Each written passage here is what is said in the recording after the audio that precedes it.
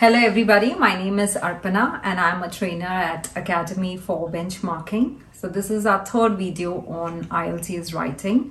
If you haven't watched the first two videos, no problems at all. Ensure that you watch the third video till the end and then you watch those two videos.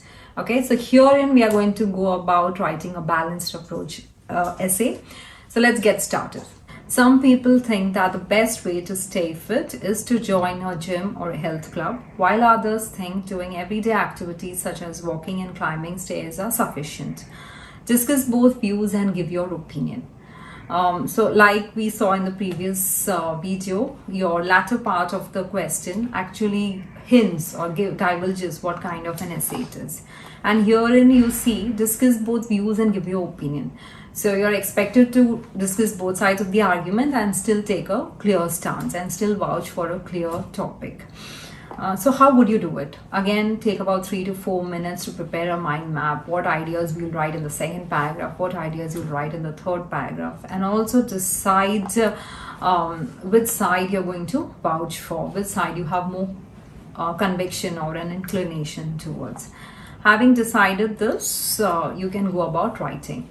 So before we write the first paragraph, we should kind of think of pointers on the second paragraph and what you would write in the third paragraph. It is a no-brainer that balanced approach essay might just be a tad easier than a one-sided approach because you're writing on both sides. So you will have points on both sides.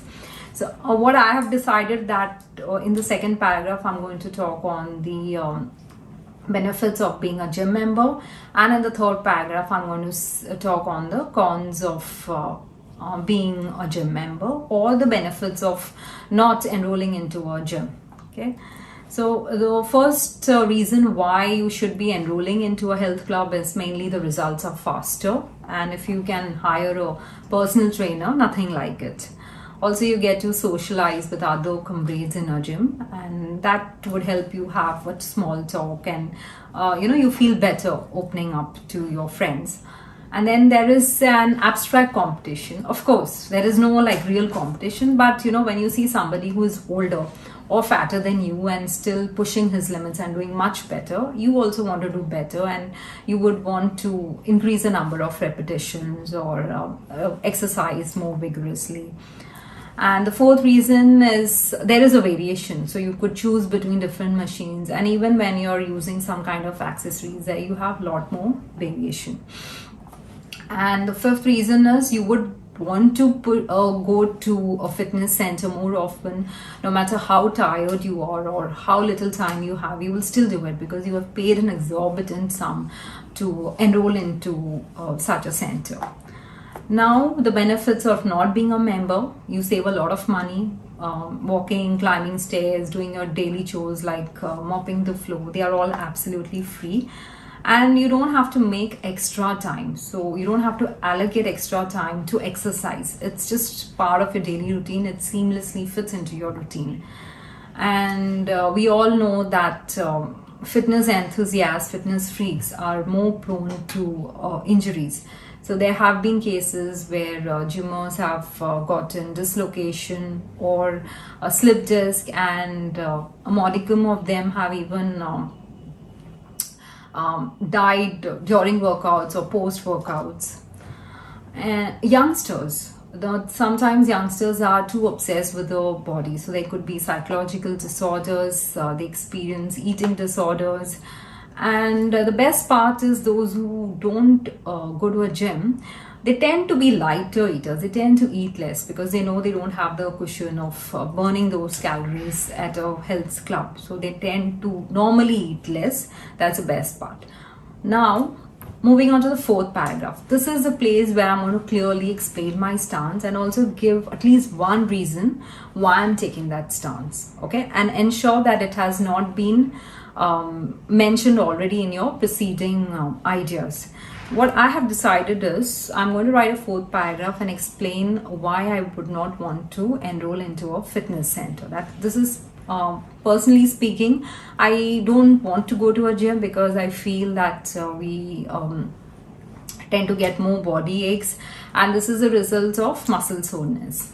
The medical term is DOMS, that is delayed onset muscle soreness. It's perfectly normal and it happens 6 to 8 hours after a new activity and it gradually subsides. But I would want to maintain optimum health throughout and I don't want to feel lethargic.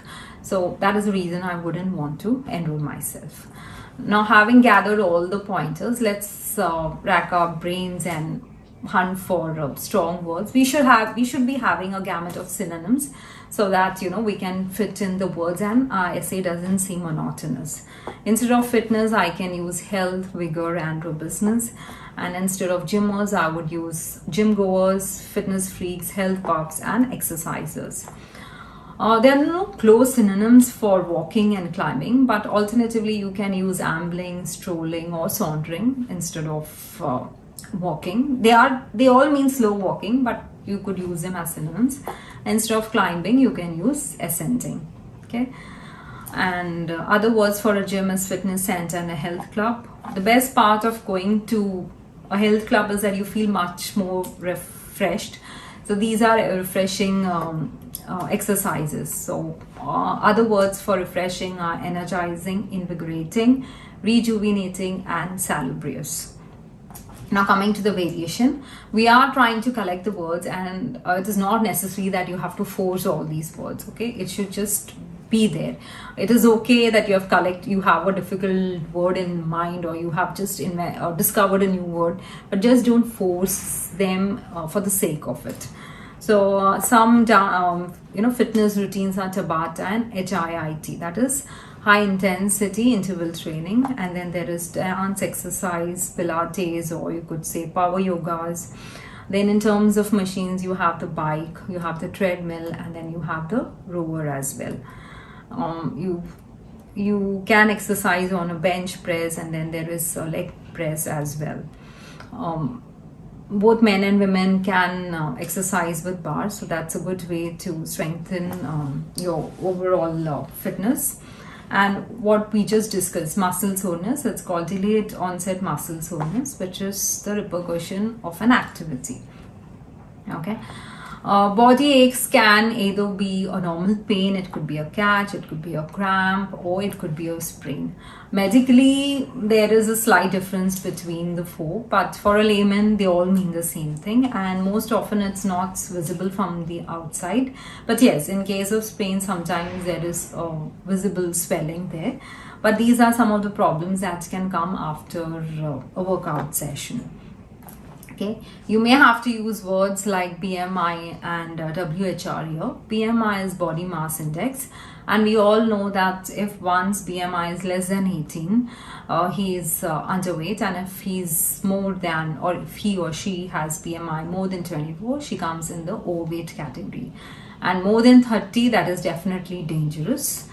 And waist hip ratio for women, ideally it should be less than 0.85. That's considered a healthy waist hip ratio. For men, it should be less than 0.9.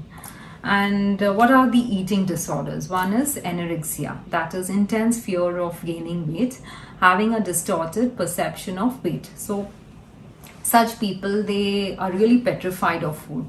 They really feel that even with a glass of water, they would put on a lot of weight. And then the other disorder is bulimia nervosa, which is a disorder characterized by eating followed by purging or usage of excessive laxatives. Now we'll go about writing the first paragraph. Like in the one-sided essay, you will write a paraphrase statement, which is rephrasing the topic sentence, and then you'll write a thesis statement. Mind you, you're going to write on both sides, but still you will mention which side you're writing on, or rather which side you vouch for, which side you're plumbing for. And that is important. And an outline statement is just a brief of what the entire essay assemblages. Okay. All right. Now we set about writing the paraphrase statement. Instead of some people, I can use a few citizens. Instead of join, use enroll. Instead of think, you can use are of the view, opine, suppose. Instead of walking, strolling. Stay fit is maintain optimum health. Instead of a gym or a health club, you could use a fitness center. Doing everyday activities, you can use indulging in regular activities. So now we have just clubbed it into a long sentence. A few citizens are of the view that to maintain optimum health, one needs to enroll in a fitness center, whereas others opine that by just indulging in regular activities like strolling or climbing a staircase, one is able to burn enough calories. Okay. And then I'm going to club the thesis and the outline statement. This essay discusses both sides of this moot topic and explains why I second the latter school of thought. Moot topic is debatable topic, so I clearly state that I'm discussing both sides, but I second the latter school of thought. I second this, I support. And what is the latter school of thought? That regular activities like walking and climbing stairs are good enough. So that's our first statement. Again, second paragraph, I would want to start with a relevant quote, just like we did in the previous essay. It has been quoted, only a sick man can see the crown lying on a healthy man's head. Another good proverb is health is wealth. Again, when you're unable to think of a related proverb or a quote, you can define the keyword in your own words. You could say a gym is a quadrangular place where you're able to use the machines or accessories at a nominal sum and work out and burn your calories. Something of that sort you can write. Or you could say fitness is a state of being healthy and ensuring that you're hale and hearty both in body and in mind. Something of that sort. Moving ahead, we will see how this quote is relevant. This saying emphasizes the significance of good health. To meet one's fitness goals, one can definitely join a neighboring gymnasium or a fitness club. Okay, now the reasons. Many a time one notices a visible reduction around one's waistline and the subsequent glow and confidence are visible for all to see. Okay, results are faster, and if one can afford a personal trainer, it is an icing on the cake. One also gets tips on diet and nutrition. That's the best part of being a member in such fitness centers. The second reason. Secondly, the very thought that we have dissipated our savings by paying an exorbitant membership fee pushes our limits. Dissipated is spent. I won't say it is really a negative word. It is okay if as long as you've invested into your health. But when you want to say that you have unnecessarily spent money, you can use words like squandered. A related idiom is spend money like a drunken sailor. But dissipated is more positive. So let's not use those words. And exorbitant is something which is unreasonably high. And then, notwithstanding our paucity of time or fatigue we experience after a long day's work and commute, we would somehow make time for at least a short session of adrenaline rush. So because we have paid such an exorbitant amount, even if we are very tired, even if we really have less time, we would make some time. And adrenaline is a hormone that is released by our body, which helps in better blood circulation throughout. And thirdly, such quadrangular areas double up as socializing zones, and even a little chat helps one to fraternize with other enthusiasts. So quadrangular is something which has four sides, and fraternize is another word for socialize. Moreover, there is variation in the exercise routine. So we saw the different routines. So I'll not include all of them. I'll just mention a few. Workouts can range from strength training to power yoga, to dance, to aerobics, to Pilates. And then last but not the least, a gym member would want to push his limits in order to keep pace with his co-gymmers, especially if they are older and fatter, yet outperforming him. Outperforming is doing better. So that's the last point I've added in favor of enrollment. So you can pause the video here, write down this second paragraph, and then we will move on to the third paragraph. Here we are going to talk of the benefits of your natural activity, daily activity. So when you provide a contrasting statement, I have used on the other hand. So this is a very powerful marker. On the other hand, the effectiveness of moderate actions cannot be disparaged. Disparages, it cannot be belittled, it cannot be trivialized, it cannot be ignored. And it has been proven that 30 minutes of mild activities burn as many calories as a 10-minute vigorous workout. Moreover, machine workouts may seem mundane to light exercises. So those who don't like heavy machines, they might just find it very boring and dull. So there could be a few people who don't like it, me included. And then separate time does not have to be made, as these seamlessly can be accommodated into our daily routine. So I don't have to allocate 10 to 11, I have to rush to the gym. It's just part of your daily routine. Apparently, fitness freaks have had slip discs and even had heart attacks during or after strenuous workout sessions. Also, many body-obsessed youngsters suffer from disorders like anorexia and bulimia nervosa. The other reason, cost-effective, like we discussed, it's absolutely free. So cost-effective movements like walking, cycling and stair climbing do not prove deleterious to our pecuniary planning. Pecuniary is our financial planning, and deleterious is it's not harmful. It doesn't eat up into our savings. And then climbing up to our apartments, offices or onto skywalks and railway bridges, walking to the nearest bus station or running an errand are classic examples of routine calorie burners. Finally, one tends to eat judiciously, as one does not have the cushion of rigorously burning all the empty calories after pigging out. Pigging out is after gorging a lot of food, and judiciously is eating wisely, eating sensibly.